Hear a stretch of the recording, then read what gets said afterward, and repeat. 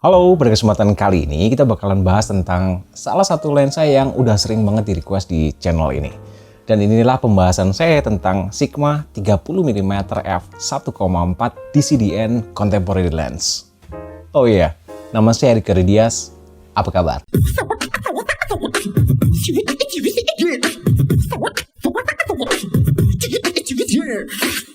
Lensa buatan Jepang yang dirilis tahun 2016 ini memang cukup banyak dilirik oleh rekan-rekan saya, baik dari kalangan fotografer maupun dari teman-teman videografer. Lensa ini menjawab riuh ramainya market kamera APS-C mirrorless pada saat itu bahkan sampai sekarang, dan merupakan bagian dari seri contemporary lens yang diklaim Sigma mengadopsi teknologi terbaru mereka. Dan untuk kali ini, meskipun lensa ini sebenarnya dirilis untuk berbagai macam brand, namun karena sistem kamera saya adalah Sony, maka yang kita bahas adalah untuk kamera Sony ya.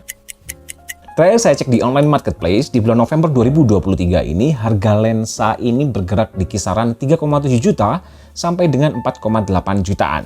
Tergantung dari garansinya, apakah resmi ataukah distributor, serta peruntukannya untuk kamera apa.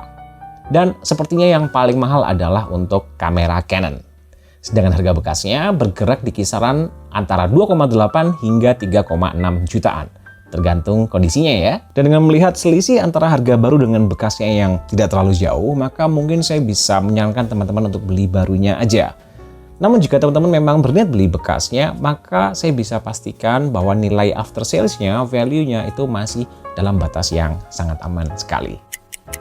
Lensa Sigma 30mm f1.4 ini peruntukannya adalah untuk sensor APS-C dan tersedia untuk multi cross brand seperti Nikon, Fuji, Canon, Sony, dan juga Micro Four Thirds seperti Panasonic GH series misalkan.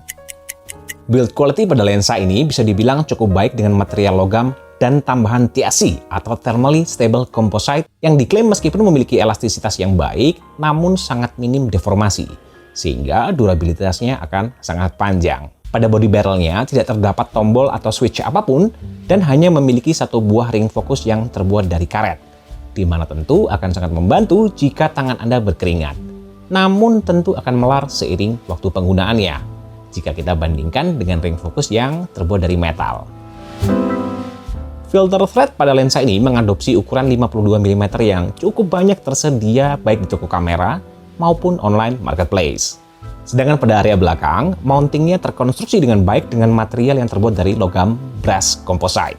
Secara overall, build quality lensa ini menurut saya sangat baik.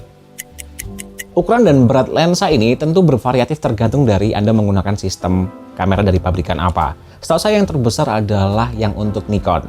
Sedangkan untuk kamera Sony yang saya punya, lensa Sigma ini ukurannya adalah 73,4 mm pada sisi terpanjangnya dan 66 mm pada sisi terpendeknya dengan berat 264 gram. Nah, dengan melihat ukuran dan beratnya, karena saya adalah pengguna kamera Sony ya, maka menurut saya lensa ini lebih besar dan lebih berat daripada kompetitor terberatnya yang merupakan lensa native Sony 35mm f1.8 WSS yang size-nya signifikan lebih kecil dan lebih ringan 155 gram. Angle of view pada lensa ini tentu juga akan bervariasi tergantung dari brand apa yang Anda gunakan. Jika kamera Anda adalah Sony, Nikon, dan Fuji, maka field of view-nya kamera ini focal length-nya akan setara dengan 45mm pada sensor full frame. Namun jika rekan-rekan menggunakan brand dari Canon, karena crop factor-nya 1,6 ya perkalian ya, maka dia setara dengan 48 mm. Dan jika rekan-rekan ada yang menggunakan sensor Micro Four Thirds seperti Panasonic GH series ya, Lumix GH series, maka dia akan menjadi sekitar 60 mm focal length-nya pada sensor full frame. Jadi lebih ngezoom lagi, lebih nge-crop lagi. Dengan angle of view antara 48 sampai dengan 50 derajat pada sensor APS-C, maka tentu ini akan menjadi angle of view yang sangat nyaman bagi kebanyakan fotografer dan videografer. Utamanya karena memimik tampilan dari 50 mm atau nifty 50 pada sensor full frame. Sedangkan field of view pada lensa ini biasanya penting informasinya untuk rekan-rekan yang punya usaha studio ya.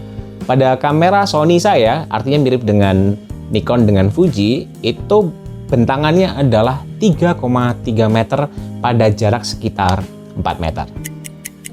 Untuk rekan-rekan videografer, nggak perlu worried tentang ukuran dan berat lensa ini apakah bakalan mengganggu penggunaannya ketika di atas gimbal.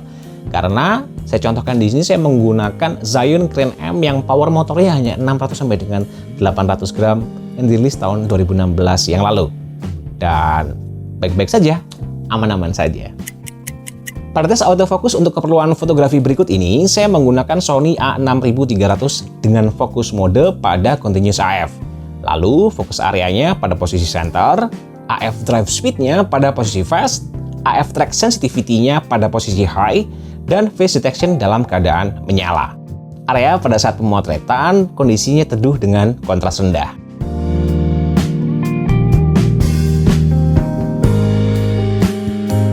Dan dari 190 frame yang saya dapatkan, terdapat 43 foto gagal, yang artinya sukses rate-nya mencapai angka 77,5%, yang bisa dibilang cukup untuk kebutuhan secara umum.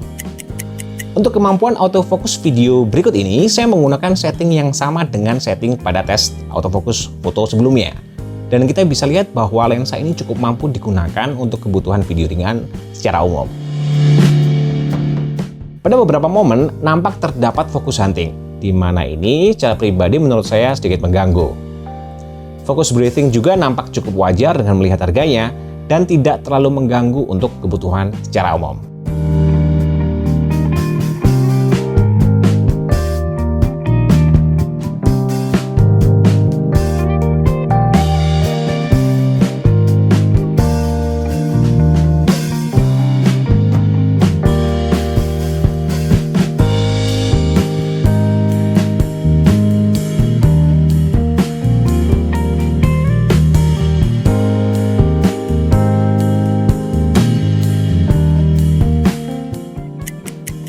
Lensa ini menurut saya memiliki ketajaman yang cukup mulai bukaan terbesarnya di f1,4 dan ketajaman maksimalnya sudah mulai bisa dirasakan bahkan sejak f2. Dan meski mulai turun karena lens diffraction pada f11, namun cukup acceptable bahkan sampai bukaan terkecilnya di f16. Sedangkan untuk corner sharpness nampak cukup soft pada bukaan terlebarnya di f1,4 dan kita baru mendapatkan ketajaman pada f4.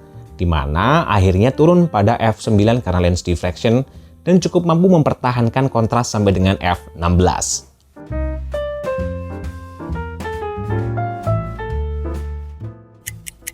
Chromatic aberration pada lensa ini terasa cukup keras pada diafragma f1,4 dan meskipun secara gradual berkurang seiring kita meningkatkan angka diafragmanya, namun sayangnya tidak benar-benar hilang bahkan sampai bukaan terkecilnya di f16. Tampilan vignetting pada lensa ini menurut saya cukup terkontrol bahkan pada bukaan terbesarnya di f1,4. Dan tentu saja pastikan lens correction pada kamera Anda selalu menyala. Distorsi pada kopi lensa yang saya coba ini memiliki tampilan pink cushion, meskipun lens correction pada kamera dalam keadaan menyala. Jujur saya merasa kurang nyaman dengan tampilan distorsi pada focal length medium seperti ini.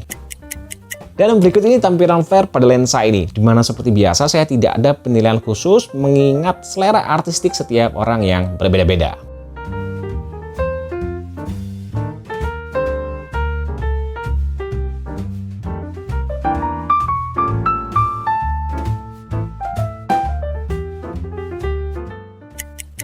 Begitu juga mengenai tampilan star effect, dimana saya juga tidak ada penilaian khusus mengenai hal ini. Dimana mungkin saya sedikit terganggu dengan tampilan ghosting yang secara pribadi sedikit mengganggu.